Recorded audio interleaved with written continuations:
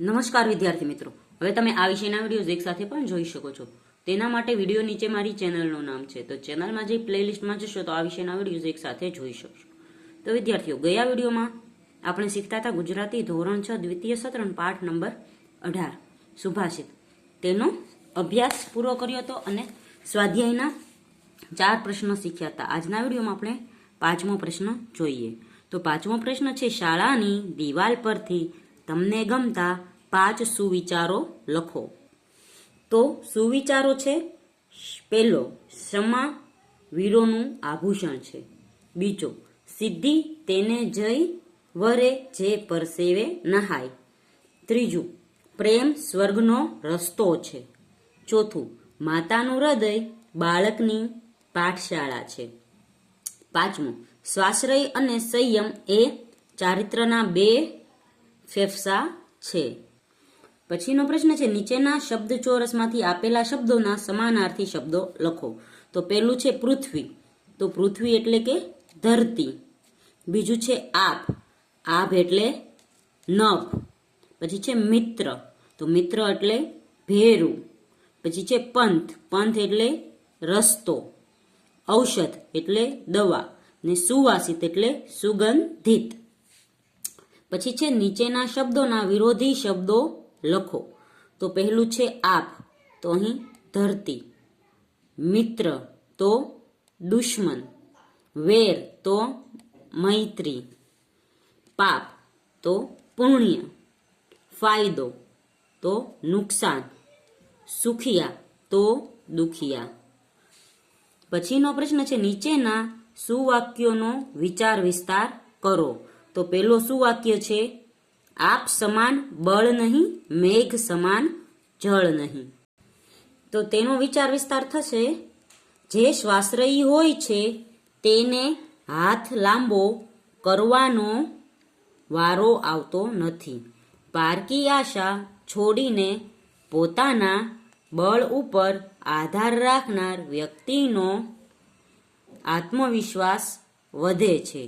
તે ગમે તેવા મુશ્કેલ કાર્યો પણ સહેલાઈથી પાર પાડી શકે છે. આપણું કામ બીજું કોઈ કરી આપશે એવી પારકી આશા રાખવાથી વ્યક્તિ નિર્બળ બની જાય છે. એને નિરાશા જ અનુભવવી પડે છે. આ માટે વરસાદનું ઉદાહરણ આપવામાં આવે છે. વરસાદના પાણી જ ખેતી અને જીવન માટે પોષક છે. બીજું છે, પાણી અને વાણી વિચારીને વાપરો. તો જવાબ થશે, પાણી કુદરતે આપેલી અમૂલ્ય સંપત્તિ છે. કુદરતે ખુલ્લે હાથે વેરેલી સંપત્તિને જતનથી સાચવવી જોઈએ. આપણે તેને જરૂર પ્રમાણે વાપરવાને બદલે વેડફી દઈએ છીએ. પાણી ન મળે ત્યારે જ પાણીની સાચી કિંમત સમજાય છે. પાણી વાપરવામાં આપણે વિવેક રાખવો જોઈએ. એ રીતે વાણીનો સંયમ પણ અત્યંત જરૂરી છે. જ્યાં બોલવું જોઈએ ત્યાં ન બોલીએ અને જ્યાં ન બોલવું જોઈએ ત્યાં બોલીએ તે પણ ખોટું છે. પાણી વાપરવામાં જેમ વિવેક રાખવો જોઈએ એમ વાણીનો પ્રયોગ કરવામાં પણ વિવેક રાખવો જોઈએ. બંને વિચારીને વાપરીએ તો પસ્તાવું ન પડે. છઠ્ઠો પ્રશ્ન છે, નીચેના શબ્દોને શબ્દકોશના ક્રમમાં ગોઠવો. તો શબ્દો છે, વૃથા, છત્ર, કોયલ, વેર, ઔષધ, સુવાસિત, આપ અને અંધકાર.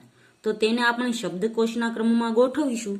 તો સૌથી પહેલા આવશે અંધકાર, પછી આપ, પછી ઔષધ, પછી કોયલ, પછી છત્ર, પછી વૃથા, તેના પછી આવશે વેર અને અંતે આવશે સુવાસિત.